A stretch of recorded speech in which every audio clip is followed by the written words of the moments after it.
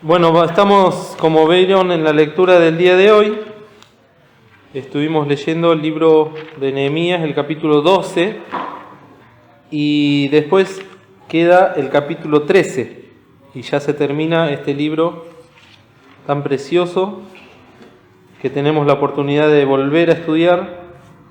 Para los que no saben, ya lo vimos hace aproximadamente 10 años a esto, pero lo veíamos en las reuniones de predicación particularmente, tanto el de Esdras como el de Nehemías.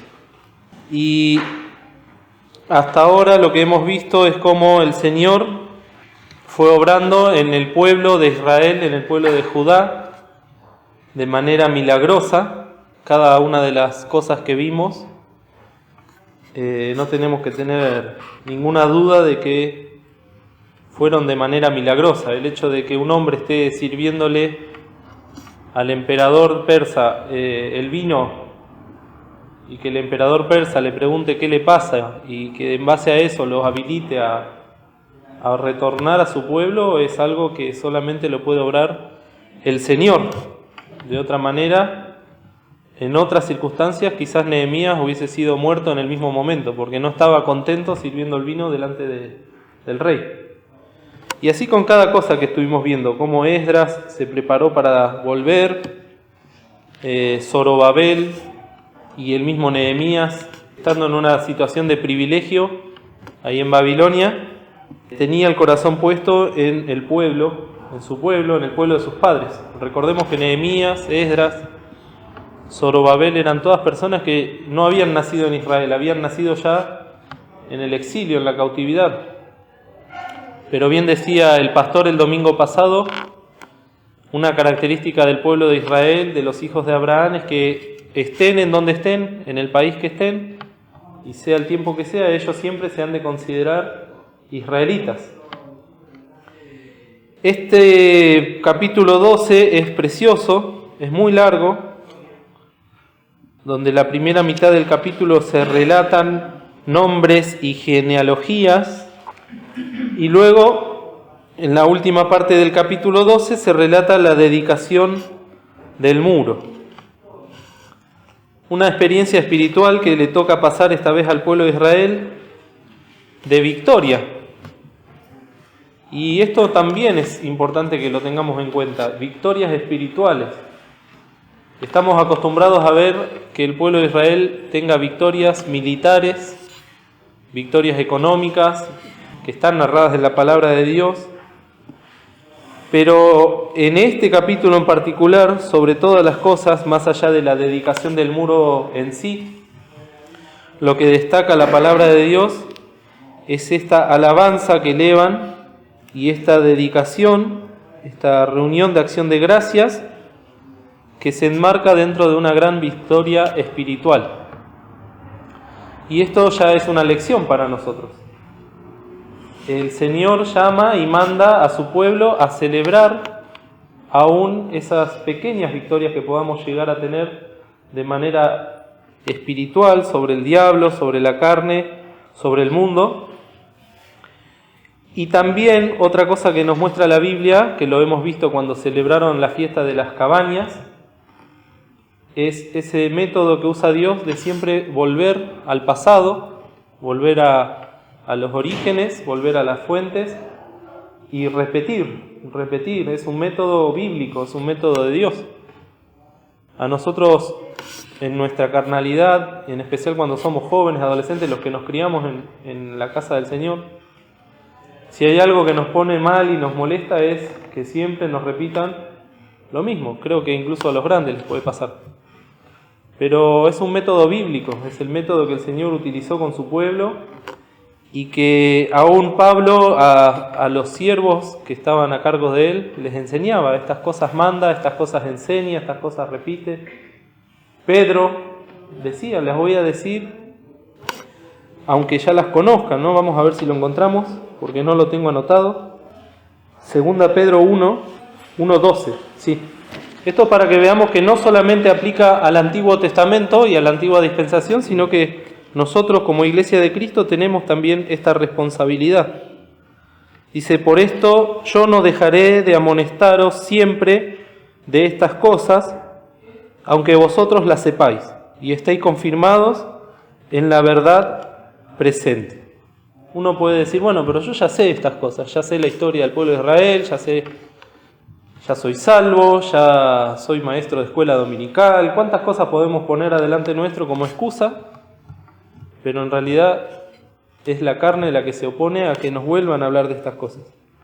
Hoy vamos a tratar también un poco el tema de la historia del testimonio Filadelfia, y van a decir, bueno, pero ya se habló el domingo pasado, ya se habló en la cena, ya se habló en la prédica, pero son necesarias esas cosas. Aunque las sepamos, el Espíritu Santo conoce nuestra carne, conoce cómo la carne toma apariencia de piedad y disimula sus porquerías, y muchas veces es necesario que la repetición venga de nuevo a nuestras vidas para que en algún momento haga clic. Muchas veces vamos a escuchar estas cosas y quizás no siempre esa palabra que se nos dijo haga el efecto que el Señor deseaba. Por eso es bueno volver a escucharla. Ayer Marco en la reunión de jóvenes decía, yo no me acuerdo todo lo que se me habló en los campamentos desde que soy chico, pero evidentemente toda esa palabra que fui recibiendo hizo un efecto en mi vida, aunque no la recuerde por completo, porque el Señor va trabajando. Y esto es porque, si vemos este capítulo 12, está hablando en los primeros 9 versículos, fíjense cómo comienza el versículo 1, y estos son los sacerdotes y levitas que subieron con Zorobabel, hijo de Sealtiel, y con Jesuá, Seraías, Jeremías, Esdras. Está narrando Nehemías algo que pasó hace prácticamente 100 años antes de Nehemías, cuando el primer grupo de judíos volvió a Jerusalén desde el exilio. Y es interesante que lo vuelva a repetir, porque todos estos nombres, después si vemos en casa, están en el libro de Esdras. Y un libro después se los vuelve a mencionar. Uno puede decir, bueno, pero si quiero saber quiénes vinieron con Esdras o con Zorobabel, voy al libro de Esdras y lo leo. Pero recordemos que la palabra de Dios fue inspirada divinamente por el Espíritu Santo, y el Espíritu Santo desea que nosotros volvamos a ver estas personas, cada una de ellas, al igual que nosotros, eran pecadores, eran personas sujetas a semejantes pasiones que nosotros, pero tuvieron una particularidad, y esa particularidad hizo que queden registrados en la palabra de Dios. Qué privilegio, ¿no? Que tu nombre esté escrito en la palabra de Dios. Muchas veces eso fue para condenación o para vergüenza de las personas, pero en este caso el Señor está destacando a estas personas que, al sentir el llamado de Dios de volver a la tierra prometida, obedecieron. Y luego, desde el versículo 10 hasta el 26, sigue narrando otra serie de personas, pero que ya vivieron los últimos versículos en el tiempo de Nehemías. Y todo esto es una cronología o una descendencia de los sacerdotes, de los levitas y aún de los sumos sacerdotes que ministraron en la casa de Dios. A los primeros les tocó llegar a Jerusalén y encontrar la ciudad completamente como destruida, ¿no? En ruinas, al punto tal que no estaba el templo, los muros estaban derrumbados. Tuvieron una misión muy importante que fue la de levantar el altar y volver a reconstruir el templo. Eso les llevó 20 años. Y no porque el Señor no estuviese con ellos, sino que habla el libro de Esdras que durante 15 años la obra estuvo completamente detenida. O sea, una obra que podría haber sido mucho más corta se detuvo a causa del temor. Dice que estaban amedrentados por la obra del enemigo. Recordemos que en esa época aparecieron 2 profetas. ¿Se acuerdan quiénes eran los profetas que se levantaron para animar al pueblo? Ageo y Zacarías.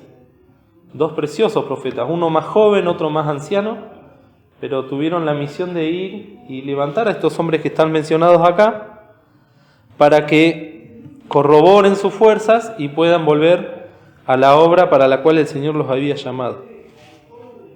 Y la lección de hoy, ya lo vamos diciendo para que enfoquemos la mirada en eso, habla de la fidelidad. ¿Qué es la fidelidad? ¿Cómo la definirían ustedes? Hoy estábamos hablando a la mañana con Ana en el desayuno. ¿Cómo definimos fidelidad o cómo se la podríamos definir a los chicos? Les pregunto. ¿Es lo mismo fidelidad que santidad? ¿Cuál es la diferencia? La santidad es entrega total. Fidelidad es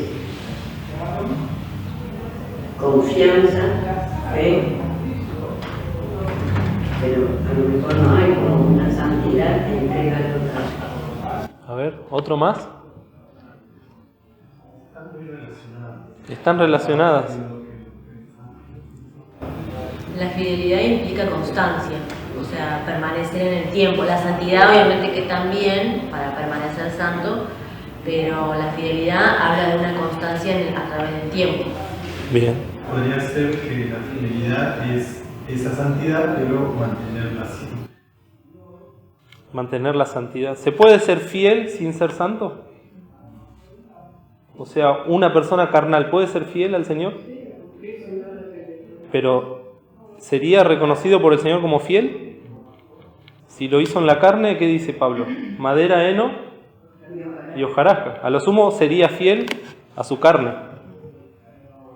Hay un estudio que se dio en un campamento, pero hace muchísimos años, en la década del 50, no lo pude encontrar, que lo dio el misionero Armando Di Pardo, cuando todavía se hacían en Punta Lara los campamentos, que el título del campamento era Sed salvos para ser santos, y sed santos para ser fieles.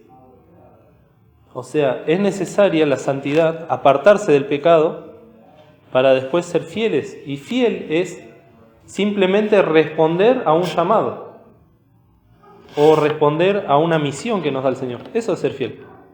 El Señor me dice, hace esto, y yo lo puedo hacer o no, es mi decisión, porque el Señor no obliga a nadie.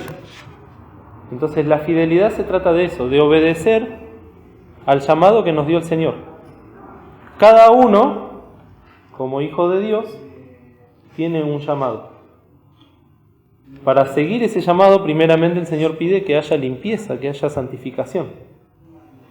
Ahora, el llamado de cada uno es algo muy personal y muy particular con el Señor. En este caso estamos hablando de personas que en la antigua dispensación recibían por herencia un ministerio. En este caso sacerdotes, levitas, cantores, porteros. Hasta hace no muy poco tiempo en la historia de la humanidad era así. El hijo del zapatero era zapatero y su hijo iba a ser zapatero. El hijo del carpintero iba a ser carpintero y su hijo iba a ser carpintero. Esto cambió hace muy poco en la historia de la humanidad. Estas personas eran descendientes de Aarón y a la vez eran descendientes de levitas. Y los descendientes de Aarón particularmente tenían el ministerio del sacerdote, del sacerdocio. Hasta el día de hoy encontramos descendientes de Aarón entre nosotros. Cada vez que escuchan una persona de apellido Cohen, Cohen quiere decir sacerdote en hebreo.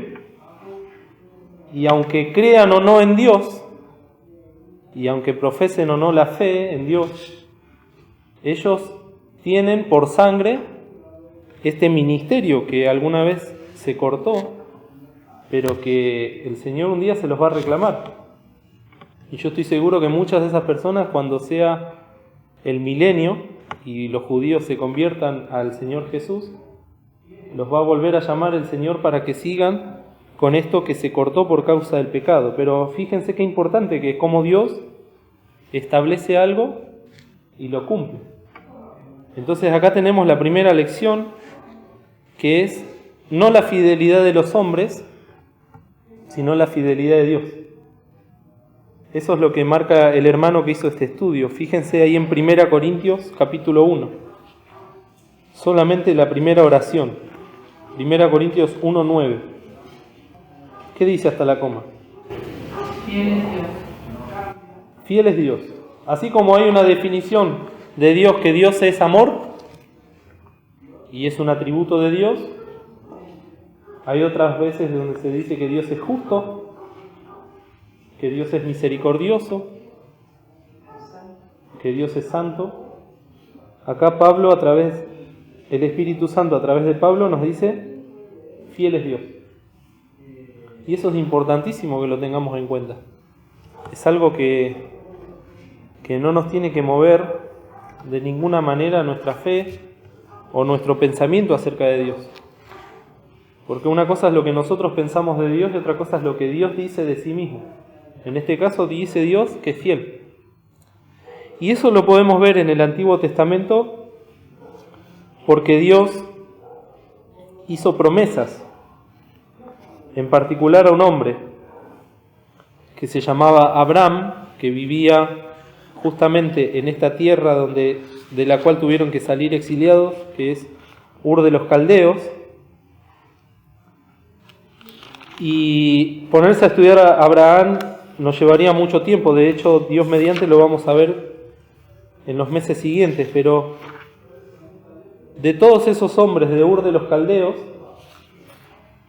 Dios vio a este que se llamaba Abraham, que era descendiente del linaje de Dios, y que en particular Dios vio algo en él, vio fe. Fíjense en Génesis capítulo 12. Son muchos los versículos en donde se muestra la promesa de Dios a este siervo, pero en el capítulo 12 dice: empero Jehová había dicho a Abraham, vete de tu tierra y de tu parentela y de la casa de tu padre a la tierra que te mostraré, y haré de ti una nación grande, y bendecirte he y engrandeceré tu nombre, y serás bendición. Y bendeciré a los que te bendijeren, y a los que te maldijeren maldeciré, y serán benditas en ti todas las familias de la tierra. Entonces vemos cómo Dios hace una promesa a una persona. Como decimos siempre, una persona como nosotros, pero que había algo en su corazón que Dios destacó, que Dios buscó, que es esa fe que tuvo Abraham. Después en Hebreos dice, ¿no?, que creyó, como dice, en esperanza contra esperanza.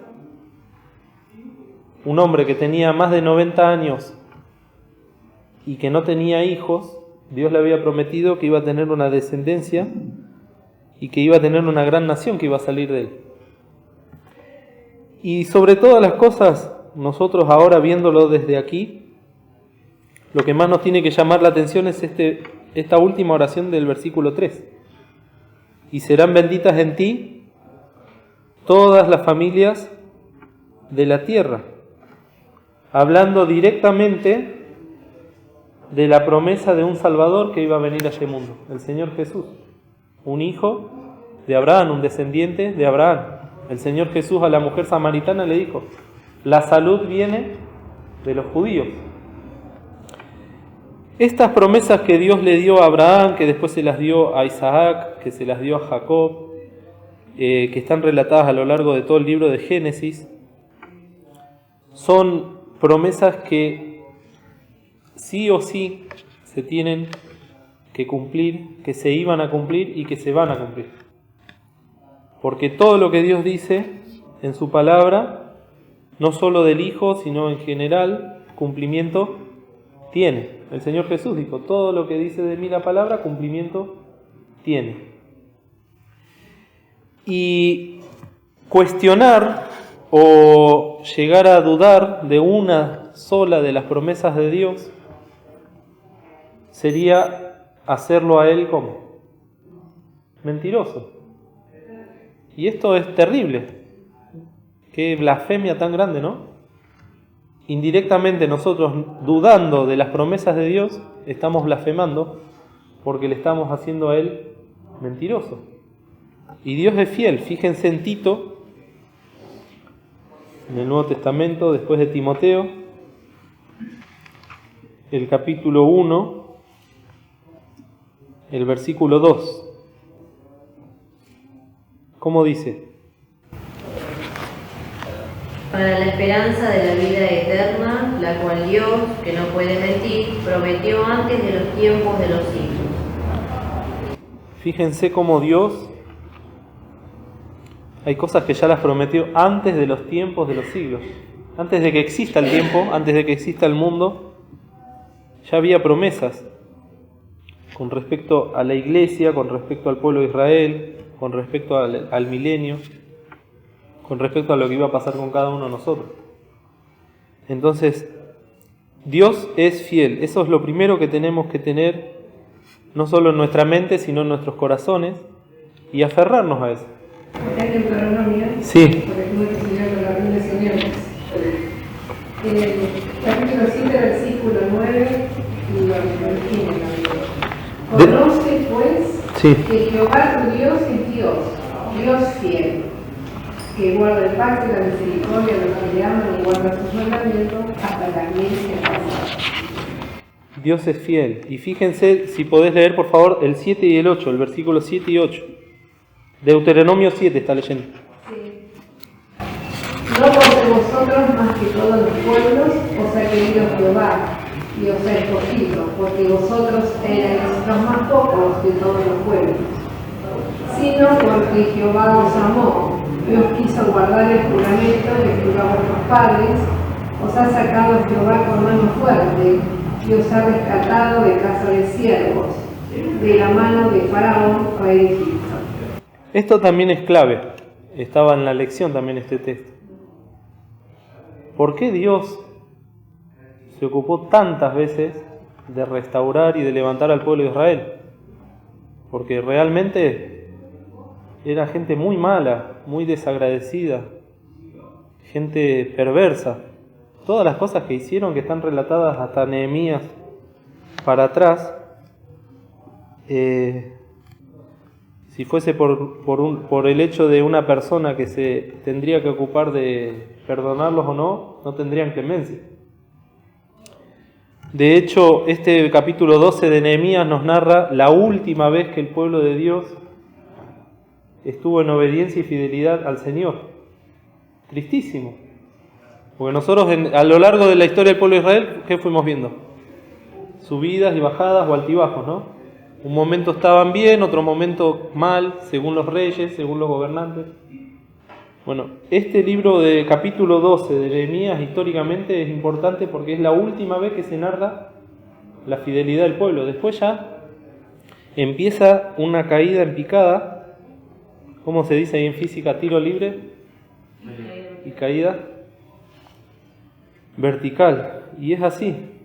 Empezó una decadencia tan grande que 400 años después, cuando tuvieron adelante suyo al Mesías prometido, lo crucificaron.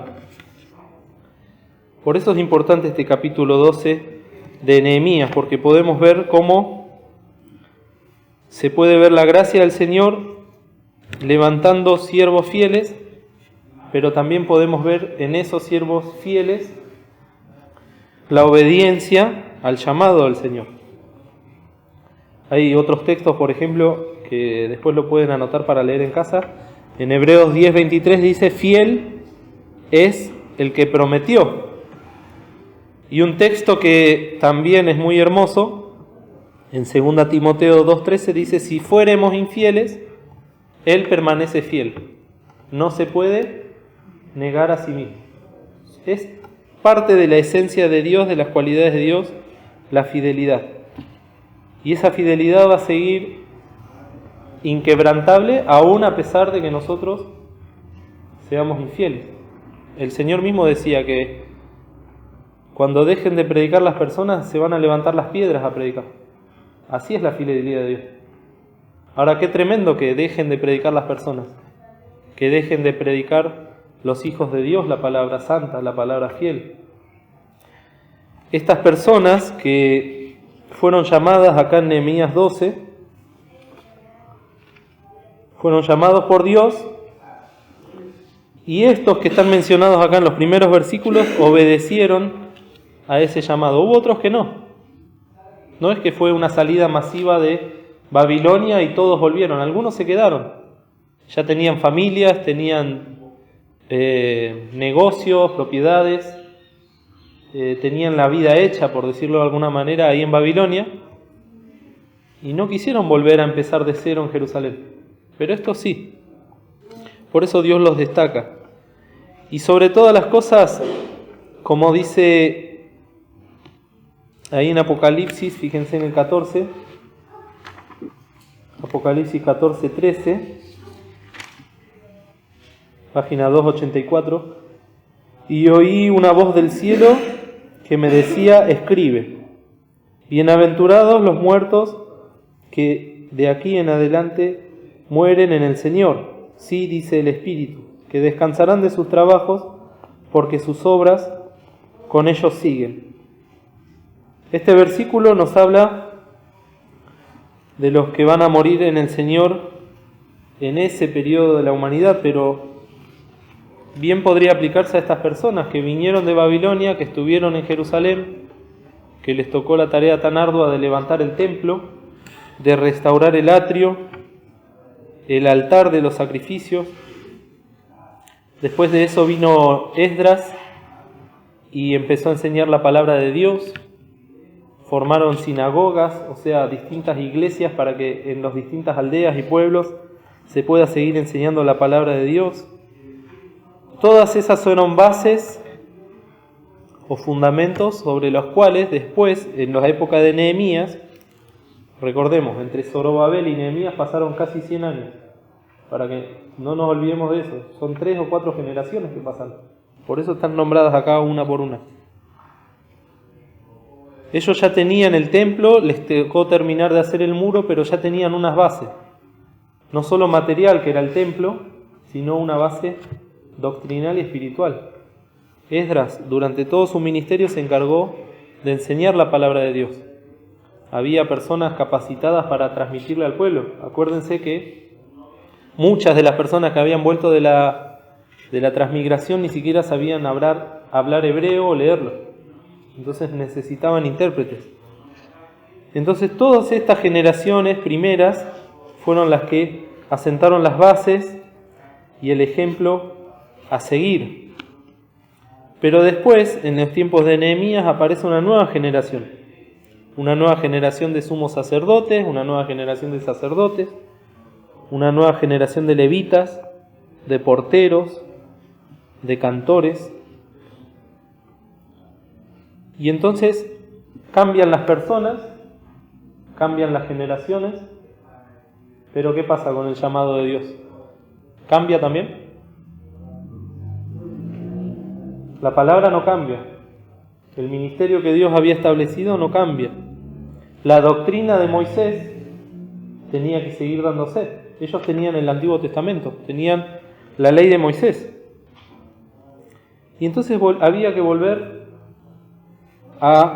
no volver a empezar, porque no se había discontinuado por la gracia de Dios, pero sí había que continuar. Dice el hermano Lanata, que escribió el estudio, que esta primera generación tuvo que salir del mundo y levantar las bases de la sana doctrina. Y esta nueva generación, lo que le tocaba era mantener lo que ya se había levantado. Tenían un nuevo llamado, ¿no?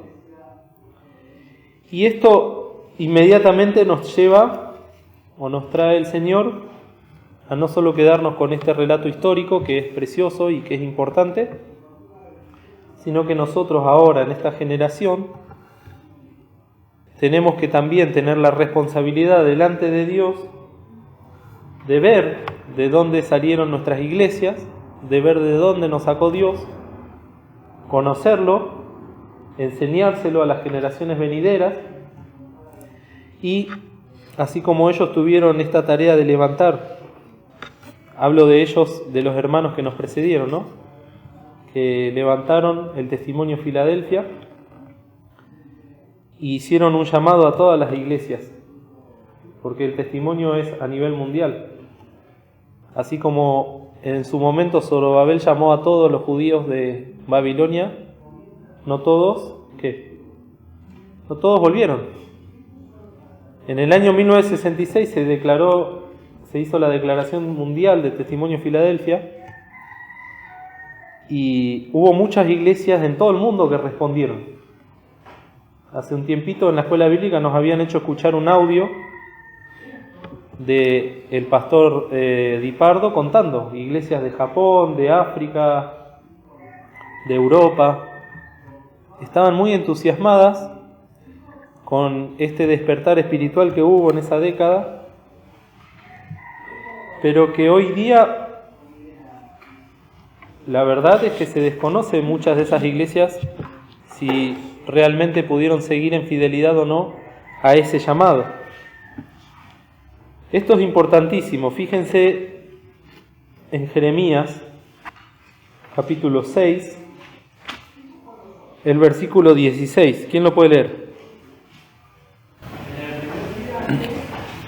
Así dijo Jehová: paraos en los caminos y mirad, y preguntad por las sendas antiguas, cuál sea el buen camino y andad por él, y hallaréis descanso para vuestra alma. Mas dijeron: no andaremos. ¿Y el 17? Desperté también sobre vosotros atalayas que dijesen: escuchad a la voz de la trompeta. Y dijeron ellos: no escucharemos. Esto es parte de la fidelidad de Dios y de la misericordia de Dios. Ahí en el libro de los Hechos, si no me equivoco, Esteban dice que Dios no se ha quedado sin testimonio. Dios nunca se queda sin testigos, sin personas que hablen de parte de Él. Pero esa es la primera parte, la parte de Dios, extendiendo su palabra, extendiendo la sana doctrina, extendiendo el llamado. Y después viene la otra parte, que es la respuesta. Que la respuesta puede ser a nivel individual, puede ser una familia, lo vemos en el ejemplo de don Liborio Di Pardo, y después su familia. Yo pensaba, ¿qué hubiese pasado si don Liborio se levantaba, pero su familia no lo acompañaba? Fue muy importante también ese acompañamiento. ¿Qué hubiese pasado si nuestros padres que nos trajeron a la iglesia se levantaban de todas las apostasías que había en esa época, pero nosotros no acompañamos? Por eso, si bien es algo que se puede contar a nivel generacional, siempre la respuesta es personal, es individual. Acá el pueblo de Israel fue muy claro, y eso también es lo que busca Dios, respuestas claras, ya sea para obedecer el llamado o para rechazarlo. Para el Señor Jesús no hay nada peor que ¿qué cosa? Que un tibio, ¿no? ¿Qué va a hacer con los tibios? Te vomitaré de mi boca. Es tremendo eso. Acá fueron muy claros, porque les dijo que se paren en los caminos y pregunten por las sendas antiguas y anden por ellas, y dijeron: no andaremos. Y luego mandó atalayas para que dijesen: escuchad la voz de la trompeta, y ellos dijeron: no escucharemos. Entonces, recapitulando, tomamos el ejemplo de Abraham. Abraham tuvo una definición espiritual. Tomamos el ejemplo de los que salieron con Zorobabel, tuvieron una definición espiritual positiva. Tenemos el ejemplo de los hermanos que estuvieron el siglo pasado y se levantaron de las denominaciones porque el Señor los llamó. Y fueron y tuvieron una definición positiva. Ahora nosotros, que ya tenemos levantada la sana doctrina, tenemos un compendio doctrinal, tenemos la palabra de Dios, tenemos libros, tenemos literatura que nos enseñan la palabra de Dios, tenemos un llamado. Y está en nosotros, de manera particular, decir: andaremos o no andaremos, escucharemos o no escucharemos. Acá lo que vemos en Nehemías son generaciones tras generaciones que, gracias a Dios, por lo menos hasta Nehemías capítulo 12, fueron fieles. Después, como dijimos, empezó la decadencia. Nosotros ahora ya cuántas generaciones vamos, desde que esta iglesia ahora, particularmente San José, está para los que no lo conocen, la historia está narrada en el canal de YouTube de la iglesia, hay un video de la historia de San José. En el año 66 se predicó en esta congregación el testimonio Filadelfia, se lo presentó a la iglesia. Prácticamente la mayoría de la iglesia lo rechazó, ¿o no? Solo muy pocos fueron los que dijeron, andaremos y escucharemos. ¿Qué hubiese pasado si toda la iglesia rechazaba la invitación del Señor a levantar esa bandera de fidelidad, que es el testimonio Filadelfia? ¿Dónde estaríamos ahora nosotros? Y al revés, gracias a que hubo algunos que dijeron sí andaremos, muchos de ellos fueron abuelos nuestros, hoy es que estamos nosotros acá. Ahora la responsabilidad que nos toca a nosotros es tan grave o importante como la que les tocó a ellos. Porque nosotros tenemos que preparar a nuestros hijos, a nuestros nietos, para que ellos el día de mañana puedan levantar esta bandera. Y ahora volvemos al principio de la clase. ¿Cómo vamos a enseñar fidelidad si en nuestra vida no hay santidad? ¿Y cómo vamos a ser santos si no somos salvos? Muchas veces se sientan acá almas que no son hijas de Dios o hijos de Dios. Entonces, qué difícil es hablarle de fidelidad a una persona que ni siquiera es salva, ¿no? Por eso volvemos al principio. Para ser santos, primeramente, hay que ser salvos. Y para ser fieles, hay que ser santos. El Señor le llevó en el pueblo de Israel 100 años, desde Zorobabel hasta Nehemías. Levantar el templo, levantar el altar, reconstruir la palabra de Dios, hacer la sinagoga, levantar el muro, separar, ¿no? Habíamos dicho que el muro era una separación física, pero también una separación ¿qué? Espiritual. El mundo afuera, nosotros adentro. Recién ahí se puede apreciar y el Señor destaca la fidelidad de su pueblo y pueden gozarse. Esa es la última parte de la lección. El gozo que produce la fidelidad. Nos engaña el diablo, nos engaña la carne, haciéndonos pensar que siendo fieles al Señor vamos a estar tristes, vamos a tener una vida de miseria, una vida de dolor. Todo lo contrario. Es una lección espiritual muy importante para cada uno de nosotros. En este caso el pueblo no estaba festejando solamente que pudieron terminar el muro, sino que espiritualmente hablando el Señor los instaba a que puedan adorar a Dios porque Dios es fiel y les permitió llegar hasta esa instancia. Volvamos ahí a Nehemías 12. Fíjense el versículo 30. ¿Qué dice? Y se purificaron los sacerdotes y los levitas, y purificaron al pueblo y las puertas y el muro. Purificarse. ¿De qué hay que purificarse? ¿De qué hay que purificarse? De los pecados.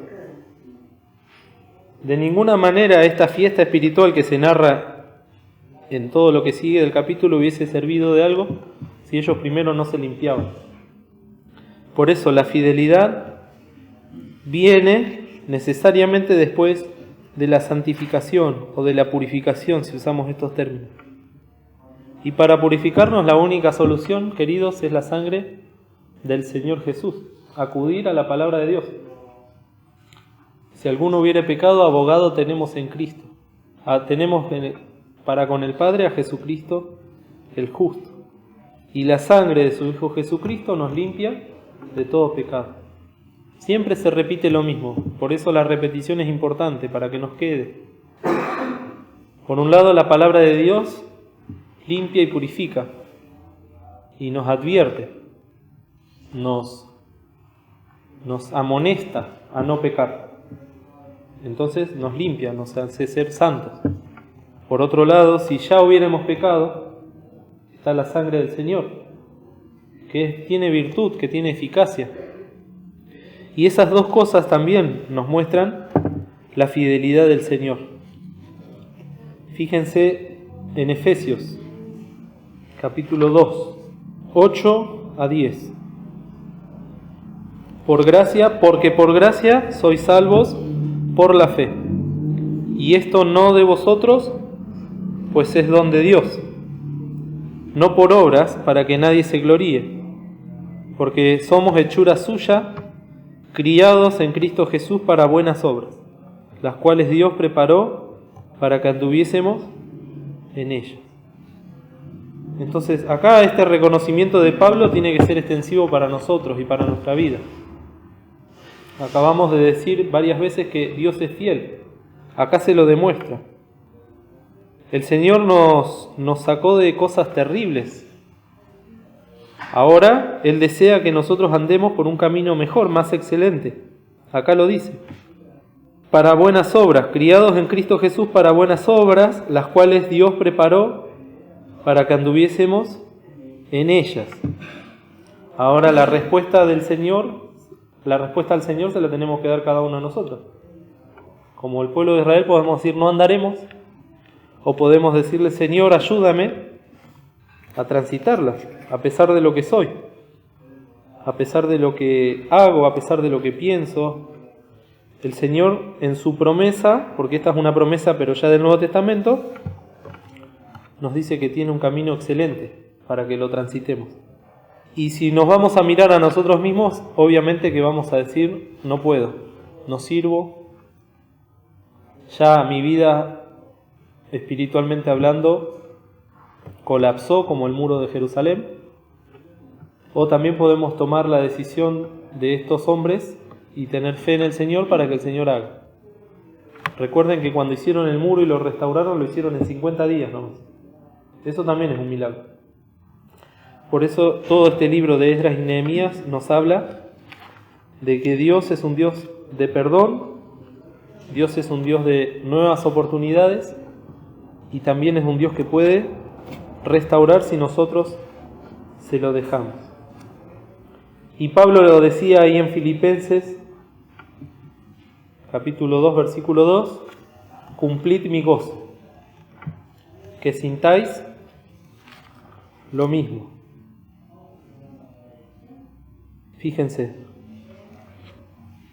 cumplid mi gozo, que sintáis lo mismo, teniendo el mismo amor, unánimes, sintiendo una misma cosa.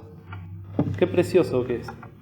Cuando realmente se nota y se vive y se experimenta la unanimidad. Cuando el Espíritu Santo gobierna la iglesia. Entonces hay gozo. Porque si una persona está tirando para un lado, otra para el otro, el pastor para el otro lado, es terrible. Desorden. Pero la santidad produce fidelidad y la fidelidad produce gozo. Ahí es a donde apunta la lección de este día. Cuando se hablaba del tema de las ofrendas hace unos domingos atrás, el pastor hizo énfasis en que aún ofrendar para el Señor tiene que dar gozo, porque uno lo hace en el Señor. Y en este caso, ser fiel al Señor también implica estar gozoso. Y eso no quita que por ser fiel al Señor tengamos que sufrir. Esa es otra gran lección que se podría hablar una reunión entera. El pueblo tuvo que sufrir mucho por ser fiel al Señor. Tuvo que separarse aún de sus familiares. Tuvieron que echar a las mujeres extranjeras, que ya eran madres de sus hijos. Pero la fidelidad que es de parte del Señor provoca este gozo que es inefable, o sea que no se puede decir con palabras. Que el Señor nos bendiga y que podamos meditar en estas cosas y que recordemos que siempre hay tiempo de volver al Señor mientras hay tiempo. Va a haber un momento en que ya no va a haber más oportunidades. El domingo que viene, 10 de septiembre, vamos a dar por concluida esta lección de Nehemías. Les recomiendo o les aconsejo que lean este capítulo 13 para que después el hermano que le toque dar la lección pueda desarrollarlo más libremente. Entonces Nehemías 13 para el domingo que viene. Vamos a ponernos de pie y tener una palabra de oración.